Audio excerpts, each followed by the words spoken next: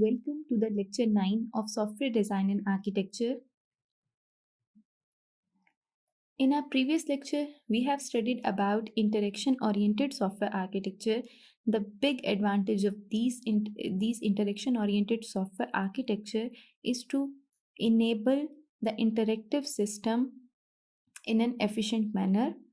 And one of the architecture style in this category is model view controller. We have gone through, and I hope you people are clear about this concept. So in today's lecture, our focus will be on shared data software architecture, and in this lecture we will cover one of the architectural style, that is central repository architecture in the shared architecture category. So we will start by defining what the shared data software architecture is.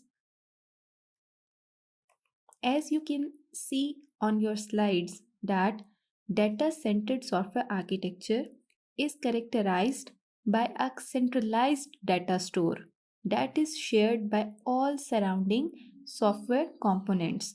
तो basically इसमें idea क्या है कि आपका जो data centred software architecture है, इसमें दो कंपोनेंट्स हैं. ये डिवाइड कर दिया है दो कैटेगरीज में. एक कैटेगरी है सेंट्रलाइज्ड डाटा स्टोर की.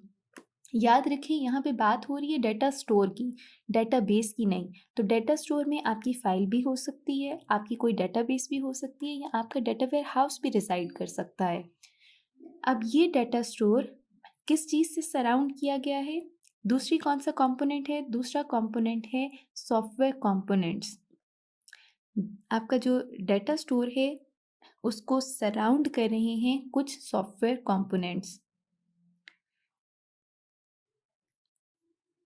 एक दो पॉइंट्स हैं जो कि आप लोगों को याद रखने हैं कि सॉफ्टवेयर कंपोनेंट्स कभी भी आपस में इंटरैक्ट नहीं करेंगे. सॉफ्टवेयर कंपोनेंट्स हमेशा एक सेंट्रलाइज्ड डाटा स्टोर से इंटरैक्ट करेंगे जब हम शेयर्ड डाटा आर्किटेक्चर की बात करते हैं. और इसके अलावा एक और पॉइंट जो यहाँ पर आप लोगों को कंसीडर करने का है कि डाटा स्टोर और इसके जो सॉफ्टवेयर कंपोनेंट्स हैं, ये दोनों इंडिपेंडेंट एंटिटीज़ हैं. ये दोनों एंटिटीज़ एक दूसरे पे डिपेंड नहीं कर रही.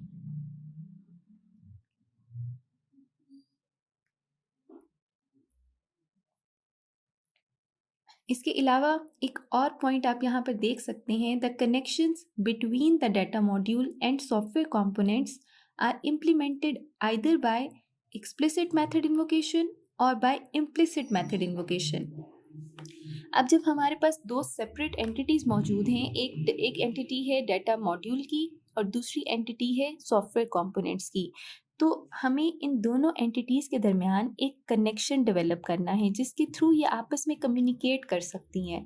तो ये कनेक्शन कैसे डेवलप होगा? ये कनेक्शन दो तरीक़ों से डेवलप हो सकता है. दो तरह की मेथड इन्वोकेशंस हैं, एक एक्सप्लिसिट है और दूसरा इम्प्लिसिट है.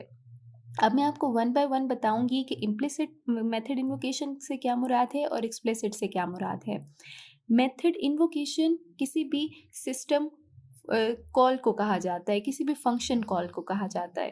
ठीक है, मेथड इन्वोकेशन का मतलब है एक मेथड को इन्वोक करना, एक मेथड को कॉल करना. ठीक है, इम्प्लिसिट के केस में क्या होगा? इम्प्लिसिट के केस में ये बेस करता है किसी इवेंट पर या किसी टाइमर पर. फॉर एग्ज़ाम्पल, अगर आपने किसी बिल्डिंग में एक फायर अलार्म लगाया है, जैसे ही वो आप किसी भी रूम का टेम्परेचर इंक्रीज़ होगा तो फायर अलार्म उसको डिटेक्ट करेगा और जो भी उसकी कंसर्न्ड अथॉरिटीज़ हैं उनको एक मैसेज चला जाएगा, एक मेथड इन्वोक हो जाएगा. तो वो तमाम मेथड जो कि किसी इवेंट से या किसी टाइमर की बेस पे इन्वोक होते हैं, उन्हें हम इम्प्लिसिट मेथड इन्वोकेशन कहते हैं. इसके ऑपोजिट एक दूसरा तरीका है, that is explicit method invocation. Explicit method invocation का मतलब है कि ऐसे तमाम फंक्शन कॉल जो कि यूज़र के एक्शन से लिंक्ड हैं, यूज़र किसी एक्शन के थ्रू इनको इन्वोक कर रहा है, वो कहलाएंगे एक्सप्लिसिट मेथड इन्वोकेशन। अब इसकी एग्जांपल क्या होगी कि यूज़र ने कोई बटन प्रेस किया और उसके कॉरिस्पॉन्डिंग एक एक्शन जनरेट हो गया। मतलब लेट से आपने एक सबमिट का बटन प्रेस किया है अपनी एप्लीकेशन पर, और उसके बाद आपका जो रिस्पॉन्स है, आपको एक न्यू पेज नज़र आ रहा है, और वो न्यू पेज आपको ये कह रहा है कि आपका रिस्पॉन्स कलेक्ट हो गया है। आई होप आपको अभी तक ये क्लियर हो गया होगा कि शेयर डेटा सॉफ्टवेयर आर्किटेक्चर है क्या और ये किस तरह से काम करेगा।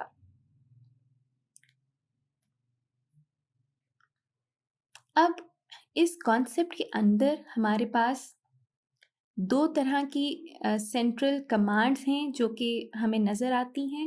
एक है रिपोजिटरी स्टाइल और दूसरी है black board style.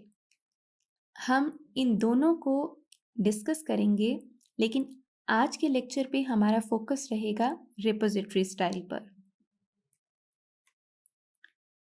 So we have seen so far that what the shared data software architecture is, and what are the connections on how they are going to communicate, how the data module and software components are going to communicate, and also we studied about the styles or the architectural styles that comes under the category of shared data software architecture. In next part we will discuss about the repository style architectural style, that what it is, how it works, its application domains, its few advantages and limitations.